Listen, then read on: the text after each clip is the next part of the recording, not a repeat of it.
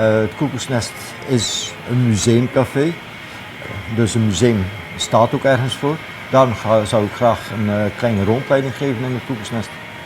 Dit is een van de laatste aanwinsten. Dit is een pianola die geautomatiseerd is. Hij is geschilderd door Marleen Vergouwen. Het is een keer op een hele andere manier benaderen van een pianola. Nou, als we dan die kant op gaan, dan zie je dan meer mijn werk. Tot 10 jaar geleden heb ik was ik decorschilder. En dan maakte ik vooral dit soort werk. Nou, dan komen we in deze hoek. Dit is de automatische viool. De viool werkt wordt door de computer aangestuurd. De balkjes die bedienen de viool naar de ring van paardenhaar. En deze draait.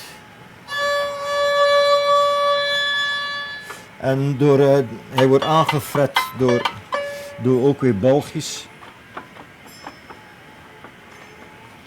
En die fretten dan aan op de noot die het gehoord moet zijn. Ja, hierachter, dat is een beetje moeilijk om erbij te komen, maar hierachter staan de steel drums.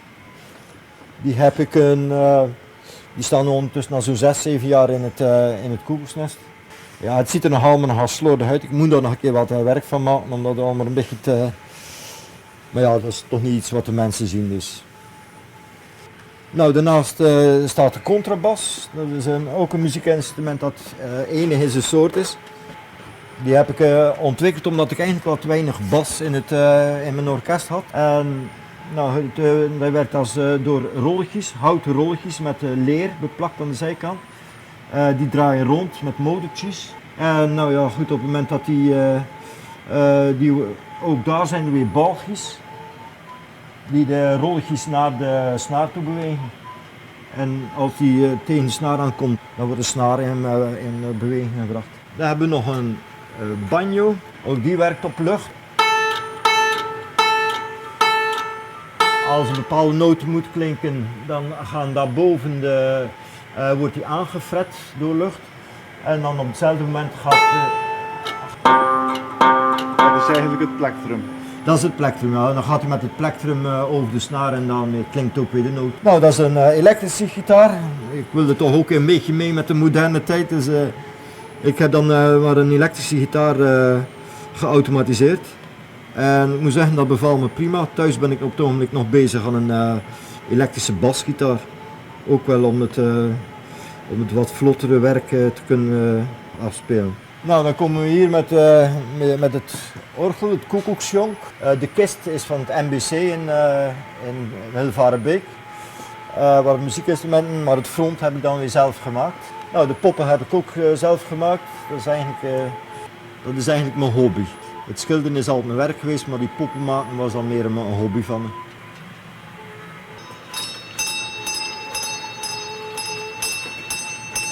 Bij het Koekoeksnest horen natuurlijk koekoeksklokken. Veel mensen brengen erin mee en daardoor is het eigenlijk het aantal steeds meer gekregen. Ik zit nu ongeveer op, ik denk 50 à 60 koekoeksklokken in een hele koekoeksnest. Op zich zijn ze gewoon vreselijk kitsch. Als je er één hebt, vind ik ze heel erg kitsch. Maar op het moment dat je er 50 hebt, dan wordt het leuk. Ja, dat het niet voor niets is, dat kunt u misschien wel voorstellen. Er staat een hele grote ventilatoren en stofzuigers staan er te draaien. Nou, dat kost best wel wat energie en daarom heb ik een jaar of 3, 4 geleden een kastje gemaakt waar een muntje erin kan gooien en het orkest gaat spelen. Oh ja. Deze hoek dat is vooral die instrumenten die op overdruk werken, vooral accordeons en ook een poppenkast. De accordeons, ja, er zitten elektromagneten in achter en die trekken dan de toetsen in, waardoor eigenlijk alles is MIDI gestuurd. Dus dat betekent dat via de computer wordt alles aangestuurd. Wat je vroeger een orgelboek had met gaatjes, dat deel is vervangen door de computer. Met dat verschil dat je nu eigenlijk 16 boeken tegelijk kunt afdraaien.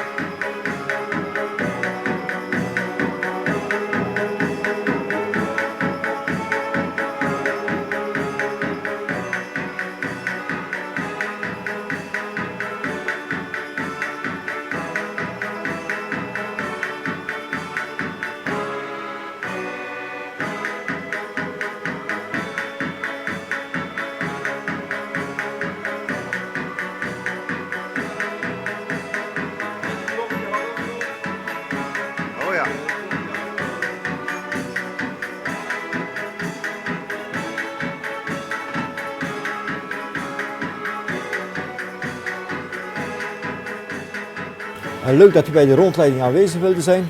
We zijn in de zomermaand 7 dagen in de week open.